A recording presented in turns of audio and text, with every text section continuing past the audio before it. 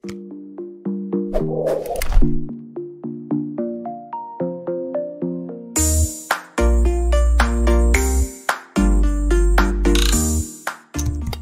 ini didukung oleh tokoig.id, toko Instagramnya orang Indonesia. Salam bahagia kerabat desa Indonesia, luar biasa. Saya harus pindah kamar, tadi di kamar sama Prof. Yudan, ini pindah ke kamar saya, Kepoin Desa. Pagi ini kita di Kepoin Desa pengen kepo tentang bagaimana bicara tentang keragaman hayati. Ini pilihan bahasanya tim redaksi ini mengerikan, rada abet, menimbang ukur keanekaragaman hayati desa. Ngeri. Surya Koco dikasih judul yang kayak gini sama redaksi, jadi kita goblok. Tapi hal yang penting adalah bahwa desa itu sumber potensi alam yang luar biasa. Yang kemudian menjadi pertanyaannya adalah ketika sumber potensi alam yang luar biasa ini, bagaimana desa punya peran dalam lingkup desanya, kewenangan desanya untuk menjaga potensi sumber alam itu. Itu mungkin kata kunci sederhananya bahasa Surya Koco. Bahasa tim redaksi karena memang jurnalis luar biasa, jadi bahasanya luar biasa juga gitu. Nah, pagi ini saya sudah dipertemukan dengan Mas Yasir untuk kemudian mendiskusikan atau membicarakan tentang bagaimana kearifan lokal dan seterusnya itu kemudian bisa ada contoh-contoh sukses bagaimana desa menjaga sumber daya alamnya, sumber daya airnya, mungkin ada potensi-potensi yang lain dan seterusnya. Mas Yasir, selamat pagi, sugeng enjang, muga-muga iso basa Jawa. Aku kadung blangkonan nek ora ono basa Jawa ini kan ora. Mas Koco. Siti Mas Koco. Siti. Oke, Mas Yasir, selamat pagi. Sehat? Sehat, alhamdulillah. Alhamdulillah. Mas Yasir, ini saya dapat perintah dari redaksi untuk membicarakan tentang bagaimana menimbang ukur. Ngeri bahasa. Bahasanya Om Dian ngeri, menimbang ukur keanekaragaman hayati. Mas, kita pakai bahasa yang sederhana aja. Nah, biar Om Dian dengerin juga biarin aja, dia komplain kalau saya rubah bahasanya kan gitu. Jadi mungkin saya pengen tahu ini Mas. Mas Yasir kan ada di Kehati, ada di care dengan masalah isu-isu lingkungan dan seterusnya. Sebenarnya hari ini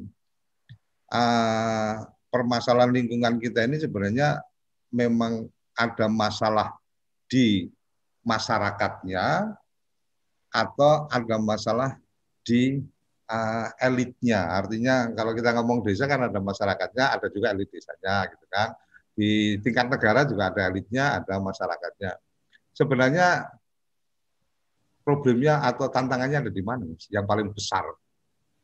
Ya, kalau melihat dari pertanyaan tersebut, tentunya kedua belah pihak, baik itu dari masyarakatnya maupun di tingkat pemerintah daerah sendiri itu punya tantangan tersendiri gitu. Namun kami dari Kehati concern di mitra lokal daerah sehingga ini menjadi menjadi sesuatu challenge tersendiri di mana kita ingin meningkatkan kualitas masyarakat lokal, ingin meningkatkan kapasitas masyarakat setempat gitu supaya bargaining posisinya juga meningkat dan juga pengetahuan terkait dengan potensi-potensi lingkungan yang ada di daerah masing-masing itu juga meningkat gitu, sehingga ya pastinya harapannya lingkungan yang ada di sekitar ekosistem atau lingkungan yang ada di sekitar wilayah tersebut itu tetap terjaga gitu, harapannya terus berlanjut gitu ke kelestariannya. Artinya Kehati lebih fokus kepada lokal community yang kemudian melakukan aktivitas-aktivitas terkait dengan menjaga lingkungan itu. Jadi contohnya kami juga tersebar di beberapa lokasi terkait dengan kerjasama dengan mitra lokal Contohnya kalau untuk saya di program kelautan, kita juga ada beberapa mitra, contohnya yang ada di Brebes, itu kelompok mangrove sari, teman di tempat Pak Mas Hadi. Nah itu kita dari tahun 2000-an sudah berkecimpung membangun komunitas lokal ini untuk supaya melihat bahwa aspek-aspek lingkungan khususnya ekosistem mangrove yang terjadi degradasi itu supaya meningkat dulu kapasitas masyarakatnya, kemudian kita pelan-pelan membangun lingkungannya gitu. Jadi masyarakatnya dulu gitu. Seperti kalau kita lihat kalau kita hayati bahwa kayak lagu Indonesia Raya gitu ya. Kita bangun jiwanya kemudian badannya gitu ya. Nah, seperti itulah ilustrasi bagaimana Kehati ingin melakukan kerjasama dengan mitra-mitra lokal tersebut gitu. Dan tentunya bukan hanya Kehati yang membangun. Hampir mirip dengan yang pernah saya dulu ke gerakan, sempat bergerak sih, cuma belum terlalu maksimal. Jadi bahasanya adalah bagaimana mencerdaskan masyarakatnya dulu, menyadarkan masyarakatnya dulu. Tahap berikutnya adalah bagaimana kemudian mengedukasi perangkatnya, aparatnya, untuk kemudian lebih profesional dalam menjalankan tugas-tugasnya. Baru kita bisa berharap satu desa yang bisa bahagia, mandiri, dan sejahtera. Artinya memang tahapannya lebih pada membangun di masyarakatnya dulu ya Mas ya. Ya, betul. Jadi sejalan juga dengan apa yang menjadi visi misi Kehati, bahwa yang tadinya kita berbeda dengan rekan-rekan NGO yang lain, bahwa yang kita dorong bukan hanya membesarkan Kehati, tapi bagaimana juga membesarkan organisasi-organisasi lokal gitu. Karena kalau kita melihat bahwa ini menjadi salah satu opportunity untuk bisa mendorong teman-teman bukan hanya di tingkat pusat yang bisa maju, tapi juga peluang yang ada di desa juga itu harus punya prioritas yang sama gitu. Karena kita masih dalam satu lingkup Indonesia gitu ya. Beda kalau udah beda negara gitu. Artinya memang ini menarik menurut saya. Kenapa menarik adalah ketika satu NGO kemudian berpikirnya adalah tidak pengen besar sendiri, tetapi bagaimana ayo kita besar bersama-sama kan gitu. Pada akhirnya mitra-mitra lokal ini dia yang lebih paham kondisinya dibanding kita yang mungkin cuma motretnya dari helikopter gitu kan. Mereka yang memang ada di bawah itu. Ke topik kita, Mas, ngobrol ini. Jadi kok orang serius banget ini. Mas, topik kita dengan keragaman hayati dan seterusnya. Kemudian amanat Undang-Undang Desa sudah sangat jelas bahwa bagaimana desa punya kewenangan untuk mengatur yang berskala lokal. Kemarin kita sempat mendapatkan masukan tentang bagaimana desa juga bisa membuat kesepakatan bersama nih antar desa, membuat kesepakatan bersama ketika ada satu potensi untuk kemudian itu memang harus ada kerjasama. Artinya tidak hanya ada di wilayah itu, tidak hanya ada di satu desa, beberapa desa, maka ada perlu kerjasama dan seterusnya. Mas, aku pengen tanya, ketika kemudian ada potensi-potensi alam lokal yang kemudian harus dijaga dan seterusnya. Oke, kalau Kehati lebih mungkin melihat sudah ada teman lokal yang kemudian mencoba melakukan sesuatu, kemudian dengan bermitra dengan Kehati maka otomatis akan ada energi yang lebih karena kan otomatis karena dengan adanya berjejaring, kemudian mungkin koneksinya jadi lebih luas. Oh ini bisa dikoneksikan ke para pihak dan seterusnya. Teman-teman lokal nggak tahu cara berhubungan dengan CSR dan seterusnya, karena ada Kehati kemudian bisa terbantu untuk kemudian terkoneksi dan seterusnya kan gitu. Tapi yang kemudian menjadi menarik adalah Kehati itu kemudian mencoba mencermati atau kemudian melihat potensi-potensi yang ada, atau kemudian lebih pada untuk membangun kemitraan itu lebih pada ada inisiatif atau ada ide dari komunitas lokal yang berkomunikasi dulu, atau kemudian Kehati juga mencari oh ini ada sesuatu yang menarik di wilayah ini, kemudian mencari siapa tokoh lokal yang sudah bergerak atau siapa organ komunitas lokal yang sudah bergerak, dan kemudian ke hati melakukan pendekatan. Jadi pendekatannya lebih dari ke hati mencari atau dari mereka yang kemudian perlu proaktif, Mas? Kita punya beberapa pengalaman bahwa apa yang disampaikan Mas Koco tadi itu semua pengalaman KHT udah pernah dilakukan gitu, baik itu dari pihak lokal daerah coba approach ke KHT, begitupun kita dari KHT melakukan approach ke teman-teman lokal mitra komunitas lokal ini gitu. Namun perlu diketahui bahwa kita berangkat dari kebutuhan masing-masing daerah, karena bagaimanapun mitra lokal atau komunitas lokal itu yang paling mengerti kondisi mereka di dalam. Betul, sepakat. Jadi sehingga kita tinggal mengorganize supaya tinggal sedikit melakukan sedikit high touch gitu ya, high touch supaya mereka bisa lebih bagaimana tingkat awareness-nya itu meningkat gitu. Beberapa mitra yang kita lakukan tentunya bukan hanya melakukan approach tadi, tapi kita juga melakukan atau mengimplementasi kegiatan berdasarkan visibility study gitu. Jadi sebelum kita melakukan kegiatan, tentunya pasti komunikasi dengan komunitas lokal itu ada, namun kita juga melakukan apa sih kira-kira yang baik untuk melakukan rehabilitasi mangrove contohnya. Nah, sebelum kita melakukan atau mengimplementasikan kegiatan tersebut, kita melakukan visibility study, jenisnya apa, terus bagaimana proses penanamannya, jaraknya berapa, dan seterusnya, sehingga ini bisa menjadi informasi juga buat komunitas atau teman-teman lokal, supaya begini loh proses yang baik berdasarkan riset yang kita lakukan bersama gitu kan. Nah, setelah itu proses komunikasi ini berlanjut, bagaimana melibatkan langsung komunitas lokal tersebut dalam mengimplementasikan kegiatan di masing-masing daerahnya gitu.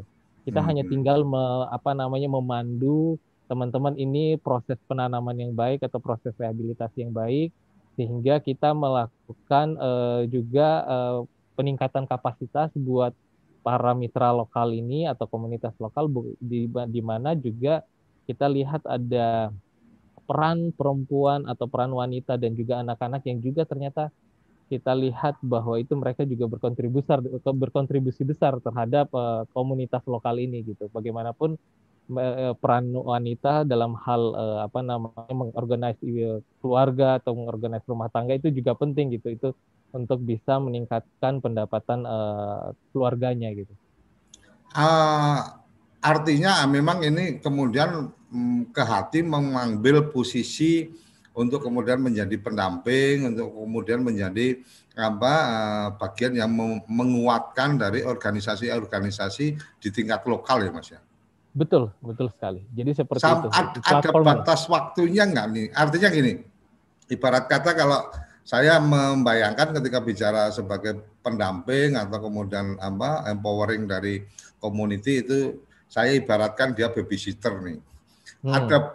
Ada batas atau ada toleransi bahwa ini kamu udah cukup, kamu udah bisa jalan sendiri, kita mungkin malah sudah dalam posisi sebagai teman sejawat gitu kan, bukan lagi yang kemudian dibimbing ibarat kata kan. Nah, kalau babysitter kan ada saatnya ketika anak itu sudah dewasa kan ya udah jadi kayak temennya aja dan seterusnya. Kalau di proses hubungannya seperti apa Mas? Sebelum aku pengen pengen kepo-kepo tentang apa-apa yang kemudian best practice yang sudah pernah dilakukan di desa-desa. Ya.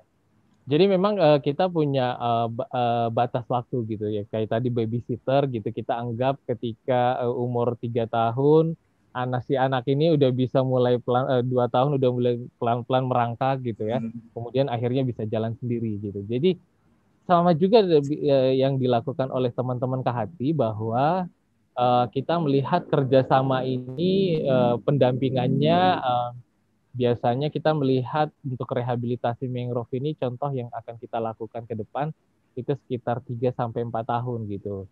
Dengan target 3-4 tahun itu harapannya ini bisa rekan-rekan atau mitra komunitas lokal yang ada di daerah itu bisa dengan mandiri melakukan melakukan perawatan atau melakukan rehabilitasi secara simultan dan juga sustainable gitu, dan tinggal kita melakukan tingkat monitoring dan evaluasi bersama-sama. Ketika ada beberapa funding yang ingin menyodorkan kegiatannya juga, kita pasti juga tidak melihat bahwa inilah tingkat keseriusan teman-teman yang ada tingkat di mitra lokal, bahwa ya mereka benar-benar serius, dan juga harapannya ini bisa menjadi salah satu turning point juga bahwa teman-teman di mitra lokal di beberapa daerah cukup aware dalam melakukan rehabilitasi lingkungan dan seterusnya gitu, sehingga ini kita akan dorong lagi jika ada pembiayaan lain untuk bisa meningkatkan lebih dari apa yang mereka sudah dapatkan hari ini gitu. Jadi seperti itu Mas Koco. Jadi bukan tidak menutup kemungkinan kerjasama ini bukan hanya 3-4 tahun, jika kita melihat keseriusan itu ada, kita uji coba mereka benar-benar mandiri, nah kita akan masuk lagi gitu, untuk supaya kita ingin meningkatkan yang tadinya level A, kita tingkatkan ke level B. Jika ke level B udah ada, kita tingkatkan lagi ke level C gitu. Jadi seperti itulah proses-prosesnya. Oke, artinya satu pedoman yang dari dulu saya pegang tentang bagaimana berorganisasi itu kan, satu, ide, cita-cita, ideologinya itu harus clear gitu kan. Sama ini pengen jaga mangrove umpamanya kan gitu. Kemudian yang kedua, ini akan jadi bagus ketika manajerialnya bagus, secara manajemennya bagus. Bagaimana mengelola kegiatan, bagaimana mengelola teman-teman, anggota dan seterusnya, dan akan menjadi lebih kuat besar lagi ketika memang secara fundraising itu mereka ada. Jadi apakah membangun bisnis sendiri atau kemudian ada lembaga-lembaga donor yang mempercayakan dan seterusnya. Artinya ketika tiga ini ada, insya Allah organisasi pasti akan establish, akan berjalan lancar dan semakin tumbuh dan berkembang. Saya pikir itu ya Mas ya. Ya, betul. Nah, sudah bergabung di Zoom kita ada Mas Agus Satriono. Selamat pagi Mas Agus. Ada Mbak Risma dari Banten juga. Di chat Zoom YouTube kita ada Mas Imam Aziz. Wow, live YouTube. Salam Wong Kito Galuh dari Balikpapan. Oke. Mas Agus, masuk ke desa. Desa punya hak untuk mengelola atau membuat aturan dalam skala desa. Kemudian bicara dengan lingkungan. Saya pernah ada satu referensi tentang bagaimana peraturan desa membuat ada desa membuat peraturan bahwa kalau kemudian akan numpang nikah, laki-laki yang numpang nikah di tempat alamat yang perempuan gitu kan, atau kemudian akan mencatatkan kelahiran anak atau akan berpindah rumah dan artinya berpindah alamat ke desa itu dan seterusnya, ada mensyaratkan hal-hal yang mungkin berbau lingkungan nih, kayak mama, kalau kamu mau pindah ke sini berarti kamu harus tanam 2 pohon atau harus melakukan apa dan seterusnya.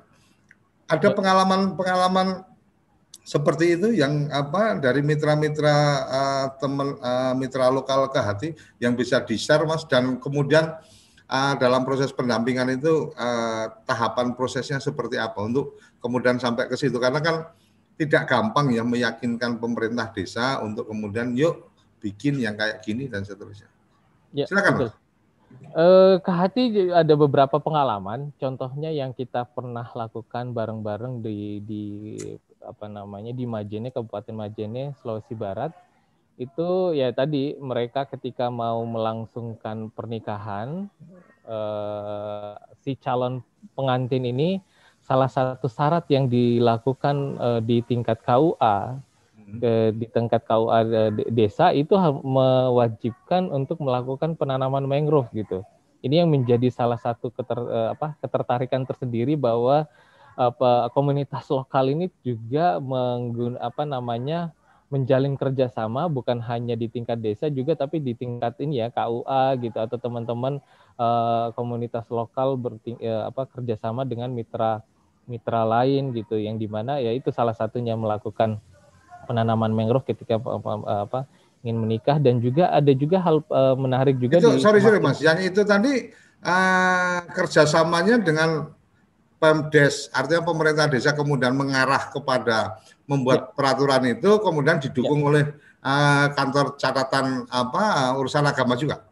Ya, gitu. Oh, Jadi kerjasama ini bukan hanya multisektor, Mas Koco. Jadi mereka kerjasama dengan pemerintah desa, dan kemudian dari komunikasi yang dibangun ini ternyata mereka juga menjalin kerjasama dengan Departemen Agama, dalam hal ini KUA gitu, di tingkat lokal gitu ya.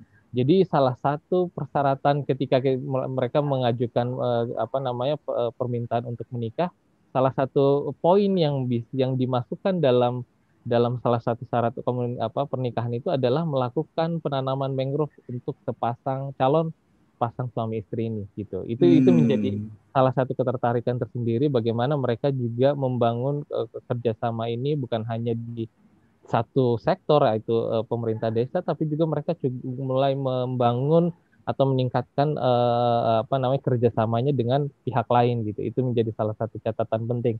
Dan juga perlu di satu sisi juga ternyata mitra kita ini ada juga mereka membangun tingkat pendapatan daerah gitu. Salah satunya yang ada juga di Madjene itu jadi skema pembiayaan dalam ekowisata itu untuk parkir aja itu mereka sudah melakukan persentase 60% untuk komunitas lokal, 40% dibagikan kepada pemerintah daerah gitu, atau pemerintah desa.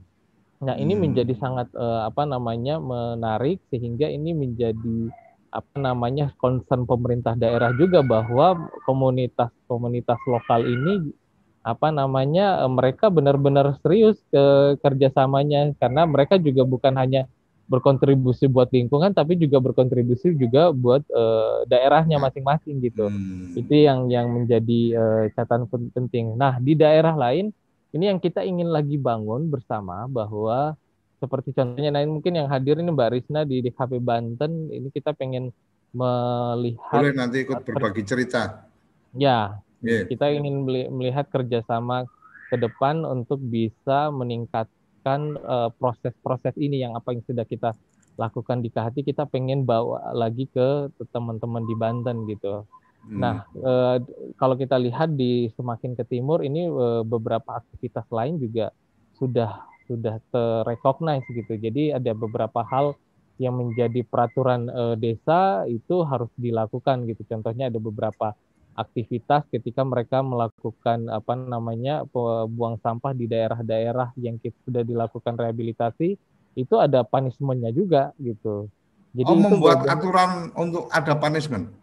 Ada punishment-nya juga gitu. Artinya kan itu punishment itu bersifat mengikat ya, supaya masyarakat lokal, atau baik itu masyarakat lokal maupun pendatang, itu juga mengerti bahwa ada rules atau peraturan atau regulasi yang harus ditaati di daerah tersebut gitu. Sehingga ya seperti peribahasa di mana kita diri, disitulah langit dijunjung gitu ya. Jadi seperti itu Mas Koco, seperti muatan lokal itu tetap digaungkan dengan tetap menjaga kelestarian lingkungan gitu. Luar biasa. Ini satu pencerahan luar biasa, dan ke kerabat desa ketika kita berbagi cerita di Kepoin Desa dan di semua insya Allah di semua konten-konten TV desa yang berisi obrolan-obrolan seperti ini.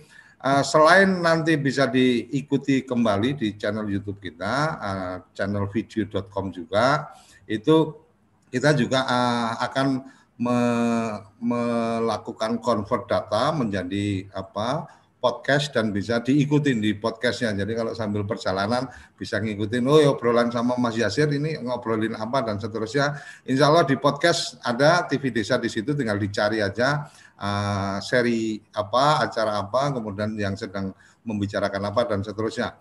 sudah ada di sini Mbak Risma dari Banten, ada Mas Agus Satriono dari Bremen. Wih, Bremen Jerman ya. Kalau Bremen berarti saya kalau Bremen karena hobi saya ngerokok langsung kebayangnya adalah apa lelang tembakau kalau di Bremen. Ada Mas Imam Aziz tadi sudah kita ini kan. Mas Yasir, jangan kemana-mana dulu, teman-teman yang lain juga kerabat desa yang menyaksikan ini jangan kemana-mana dulu. Silakan ingin menyampaikan sesuatu bisa melalui chat di channel YouTube kita. Dan saya nanti pengen untuk Mbak Risma bisa ikut open mic, Mas Agus juga untuk bisa memberikan informasi atau memberikan suaranya ke teman-teman, ke kerabat desa. Kita pengen bagaimana desa juga sadar, paham potensi alamnya, dan kemudian sadar dan paham untuk menjaga apa-apa yang menjadi keistimewaan dari desanya. Sudah ada di sini Mas Yasir yang sudah punya banyak catatan-catatan bagaimana teman-teman di desa bisa melakukan itu. Jangan kemana-mana, kita akan jeda sesaat dan akan kembali setelah yang satu ini. Kamu tinggal di pulau terpencil, pegunungan pinggiran kota, atau daerah di Indonesia yang tidak terjangkau jaringan fiber, ADSL, dan juga 3G.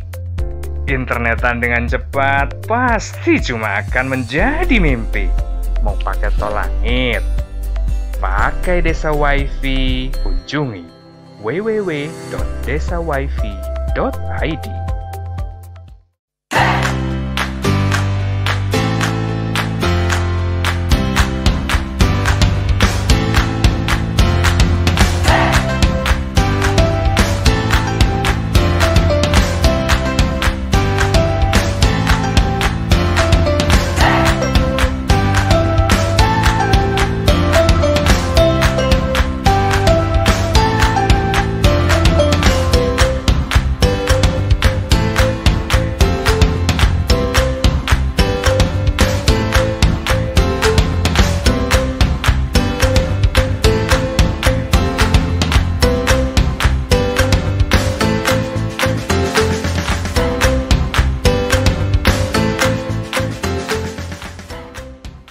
Toko IG.id, toko Instagramnya orang Indonesia.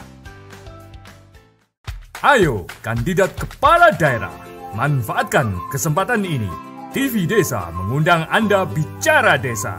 5 menit bisa. Bicara Desa, sebuah program tayangan monolog, konsep membangun dari desa, dari kandidat untuk masyarakat. 5 menit bisa. Bicara Desa, hanya di TV Desa.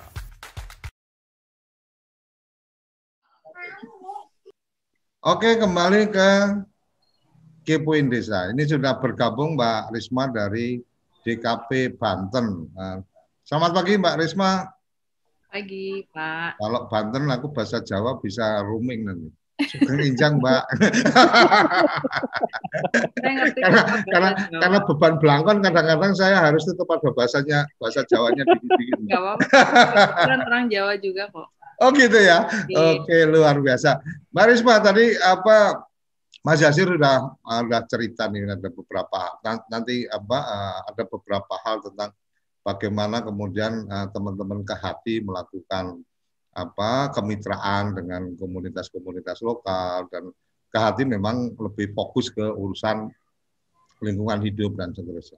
Nah, Mbak Risma, pengalaman saya yakin di daerah itu pasti punya juga banyak pengalaman-pengalaman tentang bagaimana memberikan penyadaran nih kepada masyarakat tentang peduli lingkungan, menjaga potensi lingkungan dan seterusnya. Dan saya ingin tahu kalau di Banten ini teman-teman di tingkat desanya atau aparatur desa ini sadar lingkungannya sudah oke atau belum, Mbak Risma? Silakan Mbak. Ya, terima kasih sebelumnya saya diberikan kesempatan. Mungkin ini lebih tepatnya saya ditodong ya. Oh iya, karena begitu nongol ini langsung jadi sasaran. Jadi memang terus terang Pak, ini memang PR berat buat kami, khususnya ya buat saya juga, khususnya buat kami, bagaimana memberikan kesadaran kepada masyarakat tentang lingkungan gitu. Karena memang walaupun mereka, kalau kebetulan kan saya di Dinas Kelautan, berarti kan yang Dinas Kelautan dan Perikanan yang kami urusi adalah masyarakat pesisir. Dan masyarakat pesisir itu mempunyai karakteristik yang menurut saya berbeda dengan masyarakat yang bukan di pesisir gitu. Ya, betul. Ya, nah, dan itu sangat buat saya, Pak. Saya bekerja sejak tahun 2002. Itu saya terjun langsung dari tahun 2004 sampai saat ini. Itu memang udah puluhan tahun pun kami terus terus memberikan edukasi, memberikan mereka kesadaran, penyadaran tanpa disadari, begitu kan? Karena kan namanya kalau dengan masyarakat, dengan kita, apalagi ngelihatnya saya, wah ini ngapain anak kecil ngomong? Artinya mereka merasa lebih paham daripada iya, betul Pak, lebih paham, dan mereka merasa loh saya tinggal di sini sudah bertahun-tahun hanya untuk memberikan kesadaran bahwa membuang sampah jangan di laut. Itu saja, itu buat kami itu PR sekali gitu. Tapi kan yang penting kan kalau kita ya di sini ya udah kita tetap berusaha aja terus. Misalnya di antara 10 baru sadar 1 itu udah alhamdulillah gitu kan Pak. Jadi tapi kita terus aja keep on going terus, kita memberikan penyadaran walaupun ya seperti tadi penolakan itu pasti ada. Tapi dari sekian banyaknya yang seperti itu, tapi ada 1, 2, 3 kalau kita menamainya sebagai local hero gitu. Jadi adalah 1, 2 masyarakat yang memang mereka sudah mulai sadar gitu apa arti pentingnya kebersihan, lalu juga menjaga lingkungan begitu kan. Kami kebetulan di tempat saya bidangnya ada menangani konservasi di pesisir. Jadi buat saya untuk menyadarkan mereka ini pantai ini milik bapak-bapak sekalian loh, begitu kan, bapak-bapak, ibu-ibu dan masyarakat gitu. Mereka tapi ya cuek aja, buang sampah atau mungkin menebang mangrove. Kalau kita kan concernnya di situ Pak. Saya juga kerjasama dengan Pak Yaser ya untuk mencoba menyelamatkan pesisir dengan menanam mangrove gitu. Nah ini kalau yang kebetulan saya bertemu dengan lokal hero yang ada di Kabupaten Serang, kalau buat saya itu lokal hero. Jadi mereka menanam sendiri, bagaimana dia menanam sendiri, walaupun ya mungkin awalnya pasti ditertawakan. Ya. Pertamanya tertawa Pak. Ya. Jadi maksudnya ngapain nanam pohon gitu di pinggir laut dan itu tidak menghasilkan. Kalau mangrove kan orang mungkin melihatnya kalau mangga buahnya bisa diambil kan Pak, bisa dijual gitu. Kalau mangrove apa yang mau diambil kan begitu. Tapi ya terus dia menanam. Tapi memang kayaknya orang-orang yang peduli lingkungan itu di mata beberapa orang itu termasuk orang aneh, Mbak. Iya, Pak. Jadi salah satunya almarhum bapak saya itu mungkin beberapa orang dianggap orang aneh ketika waktu itu saya ingat betul kalau bicara tanah, kita punya tanah yang cukup luas, yang enggak cukup luas, artinya ada tanah yang bisa ditanami oleh bapak saya untuk nanam mangga, nanam durian dan seterusnya. Ada tanah kita yang bapak saya bisa tanam, tapi bapak saya lebih suka beli bibit itu ditanam di pinggir-pinggir jalan. Orang mempertanyakan ngapain tanam di situ, tanam di kebun sendiri aja dan seterusnya. Termasuk saya waktu itu sempat tanya, Pak, kok nggak ditanam di tempat kita aja. Cuma frame-nya kalau bapak saya bukan bicara di lingkungannya, tapi lebih pada bapak saya menyampaikan bahwa kalau kita tanam mangga di tempat kita dan orang itu tidak ada mangga yang dia bisa ambil, maka pasti anak-anak di sini akan jadi anak-anak yang nyolong mangga. Tapi kalau di jalan ini sudah banyak mangga, kita tanam mangga, dia kan nggak akan nyolong di tempat kita. Jadi jangan berikan kesempatan mereka untuk jadi pencuri mangga. Kalau waktu itu sempat kepikir, bapakku mikirnya jauh banget gitu kan. Tapi ya itu tadi, pada saat musim kemarau pun ya tanaman itu disirami dan seterusnya. Nah, balik ke yang tadi Mbak, saya melihat memang ada artinya kalau karakter memang berbeda teman-teman di pesisir sama di pegunungan ya. Artinya kalau di pegunungan pasti semangatnya karena memang dia itu lebih gampang untuk diajak bersahabat dengan alam, karena kalau kemudian dia tidak bersahabat dia akan rugi kan gitu. Tapi kalau di pesisir ini kan memang secara karakteristiknya dia adalah penakluk, artinya dia menaklukkan laut untuk bisa dapat ikan. Jadi fighting spiritnya beda. Saya sering menyampaikan ke teman-teman, ada semangat pedagang, ada semangat petani, ada semangat pelaut. Pelaut itu menaklukkan, petani itu bersahabat, pedagang itu ya secepatnya untung kan gitu. Nah, kita problem kita mungkin ya di masing-masing pasti ada ininya lah, ada sisi-sisi yang memang mereka ikuti. Balik ke yang tadi Mbak, kalau bicara tentang yang tadi Mas Yasir sudah sampaikan, ada juga sampai di tingkat pemerintah desanya membuat peraturan desa dan seterusnya. Ada juga di salah satu tamu kita waktu itu di Kepoin Desa, dia juga dia kebetulan kepala desa, dia hanya menyampaikan bahwa cara saya untuk menyadarkan masyarakat ya saya melakukan sendiri. Pada saat mereka mentertawakan dan mempermasalahkan pun saya tetap lakukan itu. Artinya ketika dia pengen ngajak masyarakat untuk bersih lingkungan, maka ketika ada tempat kotor ya dia yang mengungut sampah, dia yang membersihkan dan seterusnya. Pada akhirnya yang di sekitaran situ jadi sungkan lah, besok lagi kalau Pak Kades ke sini dia yang mengutin sampah nggak enak juga. Akhirnya kemudian mereka mengikuti itu dan kemudian menjadi habit, menjadi kebiasaan baru bahwa membersihkan lingkungan dan seterusnya itu lebih baik dikerjakan sendiri daripada nanti pas Pak Lurah lewat terus Pak Lurah yang membersihkan dan seterusnya. yang kayak gitu mungkin ada sesuatu yang unik Mbak di Banten, mungkin bisa berbagi cerita sebelum saya balik ke Mas Yasir. Ya mungkin modelnya seperti tadi juga Pak, tapi kita dengan menanam mangrove gitu. Jadi awalnya hanya ditanamin satu petak begitu kan.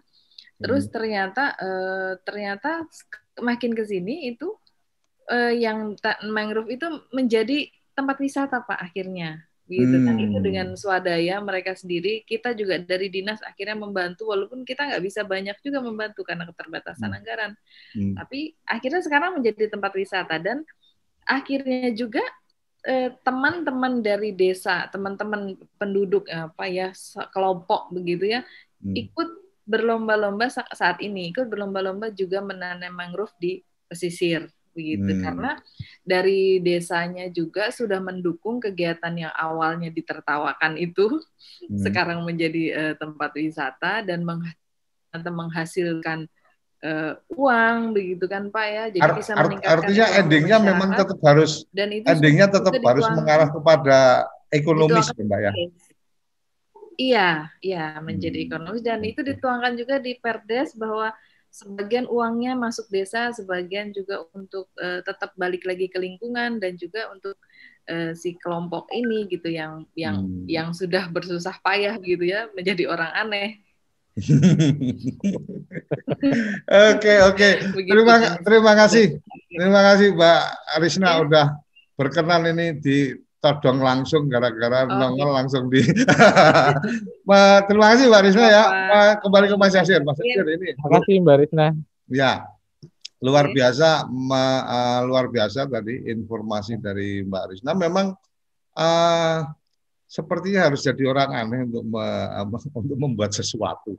Ya Mas Yasir ya. Artinya hero-hero ini harus dicari, setidaknya harus dicari potensinya. Oh ini punya potensi untuk jadi hero, kemudian kita support, atau memang sudah kelihatan sebagai hero tinggal dipercepat. Ibarat kata, oh ini sudah ada yang casingnya sudah oke, tinggal ditambah. Ibarat kata kalau mobil tinggal otanya dinaikin supaya lebih kenceng gitu kan. Ada juga yang kita masih melihat, oh ini masih bahan ini. harus kita poles-poles dulu untuk kemudian bisa bisa kemudian menjadi hero dari lingkungan. Mas Yasir, dengan pengalaman ke hati, hal-hal unik yang mungkin ditemukan secara tidak sengaja atau apa itu mungkin ada yang bisa dibagikan di sini dan secara khusus mungkin lebih pada tadinya mungkin nggak tertarik atau apa, kemudian ketika kemudian ada satu kegiatan tertentu kemudian menjadi justru menjadi penggerak atau motor dari agenda lingkungan. Ada yang mungkin bisa dibagi cerita, Mas Yasir? Ya, sebenarnya kalau ya saya sepakat tadi apa yang disampaikan Mas Koco, Mbak Risna gitu, bahwa memang ketika kita berkecimpung di lingkungan ini, baik di daratan atau di pesisir, itu kita framework-nya berbeda dengan orang lain atau orang biasa gitu ya. Jadi di luar, jadi cukup mainstream juga gitu memang. Ya memang karena memang pendekatan ini yang tadi Mas Koco sampaikan, saya terus terang itu cukup pendekatan hubungan manusia dengan manusia yang tadi yang Bapak orang tuanya Mas Koco sampaikan itu udah sangat jauh sekali pola pikirnya gitu. Nah, ini memang menjadi menarik gitu. Kita juga di beberapa saya pribadi punya pengalaman sendiri juga, pengalaman unik bahwa mereka melihat ada mungkin hanya satu atau dua orang yang melihat bahwa lingkungan ini perlu dilakukan perbaikan gitu. Namun dari perbaikan ini dianggap oleh orang lain menjadi menjadi sesuatu yang gila gitu ya. Kok hanya dia sendiri gitu tanpa ada bantuan dan lain sebagainya.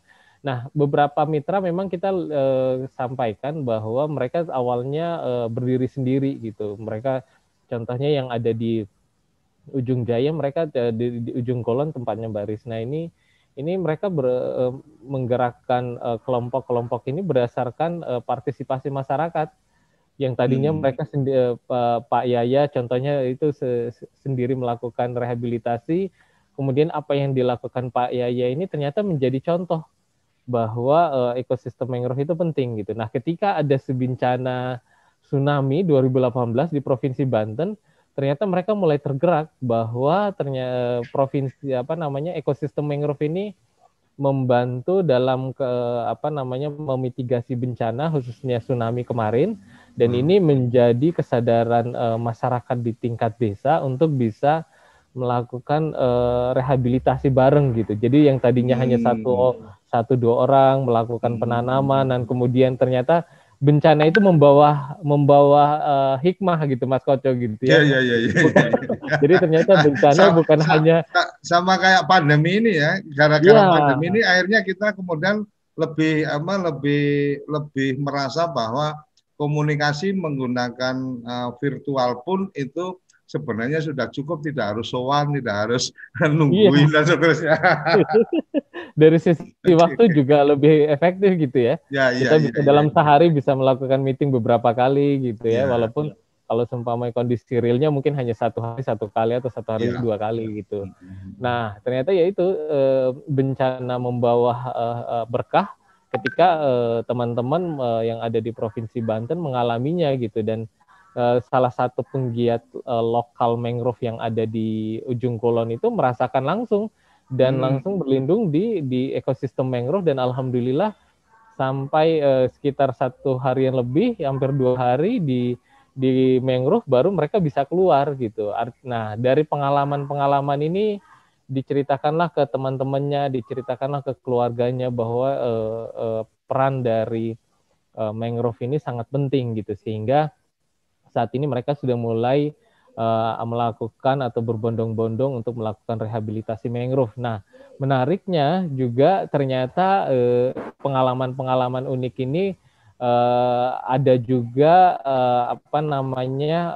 kearifan lokal, bahwa contohnya dari sektor pertanian yang ternyata di backup oleh teman-teman yang melakukan rehabilitasi mangrove. Jadi di belakang ekosistem mangrove itu ada penggiat penggiat tani jahe merah gitu. Jadi mereka mereka ternyata merasa terbantu dengan komunitas-komunitas ini yang saling berkolaborasi dan berinteraksi langsung gitu ya. Jadi ada beberapa fokus utama yang menjadi menjadi perhatian mereka sesuai dengan kearifan lokal yang ada di sana tentunya. Nah, ya itu yang tadi berangkat dari ide-ide gila, kemudian ternyata bencana datang dan alhamdulillah mereka tersadarkan dengan sendirinya dan akhirnya ya sampai hari ini mereka sudah mulai 2018 hingga 2 tahun terakhir ini mereka benar-benar concern ya terhadap rehabilitasi mangrove itu sendiri gitu. Nah ini kebetulan Mbak Risna juga membantu kami dari Kahati, kebetulan Mbak Risna ini kakak kelas juga gitu. Jadi komunikasi kami juga cukup intens. Nah bicara terkait dengan keanekaragaman ini menjadi salah satu poin penting bahwa ide ini berawal dari kebutuhan kita yang ada di beberapa lokasi di Brebes, kemudian di Majene kita ingin bawa di Provinsi Banten dan alhamdulillah ketika kita komunikasikan dengan Mbak Risna ini dikonfirm langsung untuk didukung bisa didorong mendukung kelestarian keanekaragaman hayati ini gitu. Jadi teman-teman sepakat untuk kita bisa membangun Banten Mangrove Center gitu yang dimana di situ ada taman keanekaragaman hayatinya gitu untuk melindungi spesies-spesies keanekaragaman mangrove supaya ini tetap terjaga ya khusus yang ada di Provinsi Banten. Jadi kita tidak perlu lagi membawa jenis-jenis lain di luar Provinsi Banten supaya ini kearifan lokal keanekaragaman hayati di tingkat Provinsi Banten itu sendiri tetap terjaga gitu. Jadi seperti itu Mas Koco, kita pengen menjaga kelestarian keanekaragaman hayatinya gitu. Oh berarti ada ini yang di Banten ini ada yang spesifik atau spesial yang sedang disiapkan bersama teman-teman Kahati ya? Ya, gitu. Jadi kita akan mempersiapkan Taman Keanekaragaman Hayati.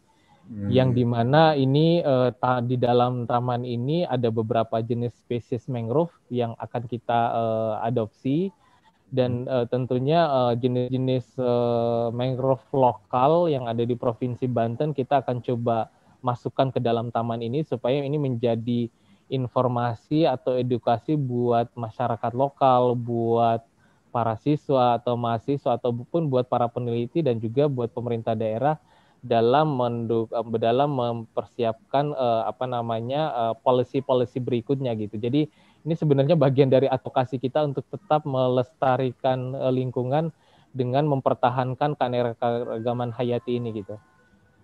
Secara ekonomis Mas, kalau tadi akan dibangun satu kawasan kemudian utamanya itu lebih ke mangrove.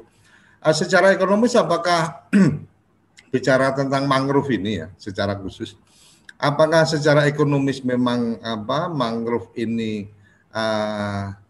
bisa ada dampak langsung, artinya kemudian ada produk-produk dari buah mangrove atau dari kayu mangrove atau apa? Kalau kayu kayaknya nggak jadi bagian untuk yang kemudian diekonomiskan karena nanti ada kecenderungan merusak juga. Tapi kalau kemudian dari buahnya dan seterusnya memang secara ekonomisnya ada atau kemudian itu lebih mengarah kepada agendanya kemudian lebih pada menjual keindahan alamnya, suasananya atau kemudian lebih pada menjual menjadi tempat riset dan seterusnya. Artinya kan seperti yang tadi Mbak Risna tadi sampaikan bahwa ujungnya tetap harus ada nih dampak ekonomi karena kalau tidak ada dampak ekonomi mungkin masyarakat juga merasa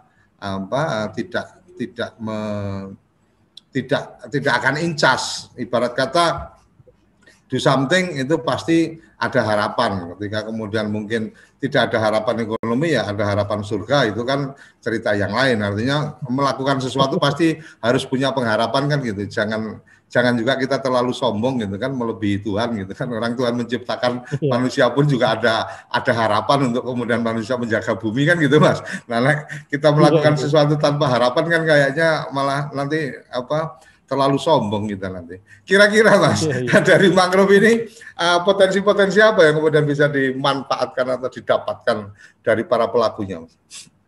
Ya, terima kasih Mas Koco. Jadi pertanyaan menarik gitu ya. Apa namanya? Tentunya ada pendekatan sosial ekonomi yang berdampak langsung kepada masyarakat gitu. Kalau kita perhatikan memang di dalam RPJMN 2020-2024 salah satunya ada program prioritas nasional namanya pembangunan rendah karbon. Nah, di dalam pembangunan rendah karbon itu spesifik menuliskan rehabilitasi mangrove itu sebesar 50.000 hektar dalam kurun waktu 5 tahun gitu. Nah, ternyata konsep ini coba diterapkan di seluruh Indonesia. Dengan yang pendekatan yang didorong adalah bagaimana masyarakat lokal atau masyarakat setempat bisa merasakan langsung dampak ekonominya gitu. Kalau kita lihat ekosistem mangrove itu punya dampak ekonomis secara biologis gitu. Kalau kita perhatikan fungsi mangrove ini seperti rumah bagi biota-biota laut gitu, Mas Koco. Sehingga ini jika rumahnya kita tetap jaga, kita tetap lestarikan, insya Allah mudah-mudahan biota-biota laut itu akan tetap berkesinambungan, berkelanjutan dan juga tentunya keanekaragamannya juga tetap terjaga juga gitu. Selain itu efek panjangnya lebih ke ini ikan-ikan dan seterusnya menjadi lebih banyak ketika nelayan, maka otomatis potensi tangkapan dia akan lebih bagus, tidak harus terlalu jauh ke lepas pantainya, karena memang di lingkungan di situ juga kehidupan ikan-ikan jadi lebih bagus sehingga mereka bisa mendapatkan hasil lebih bagus gitu ya Mas ya. Iya, betul. Jadi ada namanya EFM pendekatan manajemen perikanan ini berdasarkan ekosistem gitu. Ketika ekosistem contohnya mangrove salah satunya ketika ini dijaga ini aspek biologis itu pastinya akan semakin banyak gitu. Itu yang pertama. Yang kedua adalah buah-buah dari beberapa ekosistem mangrove ini juga bisa dijadikan bahan tepung gitu atau bahan makanan. Nah, ini buahnya. Di beberapa lokasi di beberapa lokasi di Kalimantan ini sudah menjadi salah satu produksi rumah tangga di tingkat desa, bahwa ini menjadi buahnya bisa jadi bahan pangan, Mas. Ya, bahan pangan. Gitu. Nah, itu yang kedua. Terus kemudian ada juga yang lagi ngetren saat ini adalah terkait dengan perubahan iklim gitu. Kalau kita perhatikan bahwa mangrove ini kemampuan penyerapan karbonnya jauh lebih besar ketimbang hutan terestrial gitu, 4-5 kali lipat lebih besar. Gitu. Nah, ini berdampak juga ke depan terkait dengan carbon trade ini yang lagi diregulasikan, didiskusikan di tingkat pemerintah gitu ya. Carbon trade itu biar Mas. Carbon trade itu dengan waktu yang tinggal sekitar 5-10 menit ini, carbon trade itu apa Mas? Artinya kita apakah kemudian ketika ada luasan tertentu mangrove kemudian akan mendapatkan apresiasi dalam bentuk anggaran atau gimana mungkin? Ya. Jadi seperti itu Mas Koco. Jadi ke depan carbon trade ini disusun untuk mendorong masyarakat di tingkat lokal untuk bisa memperluas luasan mangrove itu sendiri dengan stimulus yang diberikan oleh pemerintah gitu. Saat ini memang pemerintah Jerman contohnya sudah komit dan sudah menyiapkan anggaran dari BMW dan PW. Nah, itu anggarannya sudah ada, tinggal bagaimana kita di tingkat di Indonesia mempersiapkan regulasi ini, apakah business to business gitu kan, apakah dari VW atau BMW langsung diberikan ke komunitas lokal anggaran ini sesuai dengan luasan atau jumlah angka yang mereka lakukan dalam proses rehabilitasi mangrove, atau seperti apa skema-skema ini lagi didiskusikan di tingkat kementerian lembaga bagaimana supaya bisa memberikan dampak yang luas gitu bagi masyarakat, bukan hanya supaya juga kesadaran masyarakat juga tinggi terhadap lingkungan ini gitu. Artinya ketika kemudian nih bicara tentang carbon trade, maka sebenarnya posisi hari ini apresiasi atau kesiapan atau komitmen apresiasi untuk kemudian mengembangkan satu kawasan mangrove atau hutan yang kemudian punya nilai, itu sebenarnya secara anggaran komitmen dari beberapa negara itu sudah ready. Hanya tinggal bagaimana kita mempersiapkan, bagaimana kemudian teman-teman yang di pesisir mungkin secara spesifik kalau bicara mangrove, bagaimana teman-teman dari masyarakat pesisir ini kemudian menyadari itu bahwa akan ada nih kesempatan kayak gini, sehingga bahasa saya sih kadang-kadang lebih mengatakan bahwa kesuksesan itu kan nggak ada yang datang tiba-tiba atau karena keberuntungan, tetapi lebih pada bertemunya kesempatan dengan kesiapan kan gitu. Artinya kesempatannya udah kelihatan nih, tinggal bagaimana kita mempersiapkan. Jadi pada saat kita sudah siap dan kesempatan itu datang, secara regulasinya ada, aturan mainnya sudah jelas, maka kita adalah bagian teman-teman yang sudah menyiapkan ini adalah potensi jadi bagian teman-teman yang sukses mendapatkan transaksi karbon tadi ya Mas ya. Ya, kira-kira kayak gitu kan Mas? Ya, seperti itu, betul sekali Mas Koco. Jadi memang kita sudah mempersiapkan ketika itu regulasi yang didiskusikan tingkat pemerintah sudah clear, Kehati dan mitra-mitra lokal juga sudah siap gitu, mempersiapkan luasan mangrove atau rehabilitasi mangrove yang maksimal gitu. Sehingga ini ada beberapa lokasi yang kita dorong, salah satunya yang di tempat Mbak Risna ini ya, di Provinsi Banten gitu. Jadi skema-skema ini mudah-mudahan bisa mendorong masyarakat lokal ini bisa serius, dan juga tingkat partisipasinya juga lebih meningkat gitu, karena ada beberapa stimulus pendanaan yang ke depan akan mendorong komunitas-komunitas lokal ini bisa berkembang lebih lanjut gitu. Artinya yang sekarang terjadi adalah tentang carbon trade itu adalah bagaimana bukan sekedar kita menunggu, tetapi kita kemudian menyongsong. Artinya kita memang benar-benar menyambut, tidak hanya sekedar menunggu kesempatan itu datang, tapi memang kita menyambut untuk pada saat itu datang. Kira-kira kayak gitu ya Mas ya? Ya. Mas Yasir. Kebetulan ini monggo, silakan. Jadi kebetulan kita kemarin saya sudah membantu melakukan beberapa virtual meeting, webinar online gitu terkait dengan carbon trade khusus ekosistem mangrove, sehingga ini harapannya penggiat lokal mangrove lokal ini bisa menyadari bahwa apa yang dilakukan hingga hari ini itu juga punya potensi ke depan untuk bisa membangun ekonomi di tingkat desa gitu. Oke, Mas Yasir luar biasa. Ketika ada forum-forum seperti itu, kalau memang memungkinkan ada dokumentasinya dan seterusnya, tolong bisa berkabar ke kita. Kalau mungkin ke depan akan diselenggarakan, mungkin bisa berkolaborasi. TV Desa sangat terbuka untuk itu. Satu lagi yang saya perlu sampaikan ke Mas Yasir adalah di salah satu platform yang tadi saya sampaikan di Genflix, insya Allah kita sedang mempersiapkan. Kalau di aplikasi itu kan ada gen musik, ada gen religi, ada gen Korea dan seterusnya.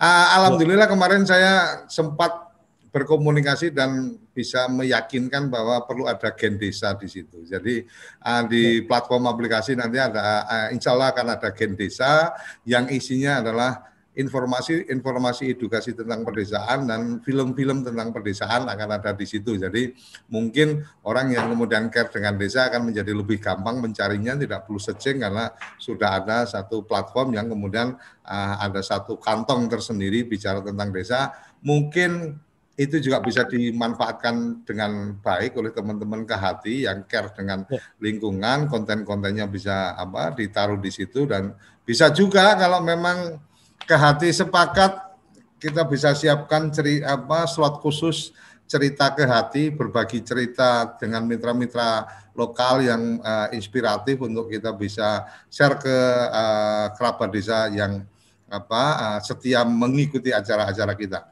Mas Yasir, closing statement karena waktu kita ternyata nggak terasa sudah 1 jam, walaupun tadi agak mundur sekitar 10 menit. Monggo, silakan closing statement. Ya. saya melihat bahwa kita perlu menjaga lingkungan dengan baik, supaya ke depan lingkungan juga akan menjaga kita gitu. Mungkin seperti itu. Oke, terima kasih, closing statement luar biasa. Makasih Mas Yasir yang sudah meluangkan waktunya, Mbak Risna yang sudah meluangkan waktunya untuk ditodong berbicara. Matur nuwun Mbak Risma, Mas Agus yang ada di Bremen sana sempat mengikuti kita. Terima kasih Mas Agus. Kerabat Desa luar biasa, Kepoin Desa pagi ini kita mendapatkan beberapa pencerahan tentang lingkungan. Untuk yang merasa tertarik mengusulkan tema atau pengen untuk bisa berbagi cerita di Kepoin Desa, di ruangan Kepoin Desa, kita ada di jam 8 sampai jam 9 pagi, tiap hari Senin sampai Jumat, di channel TV Desa.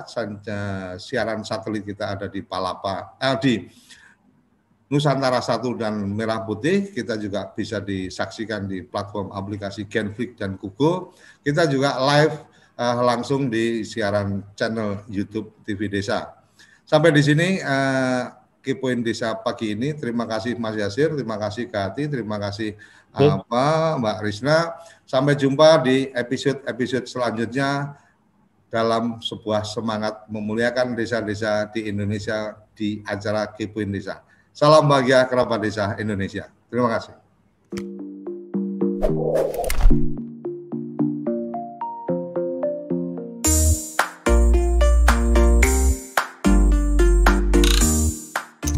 Acara ini didukung oleh Toko IG.id, toko Instagramnya orang Indonesia.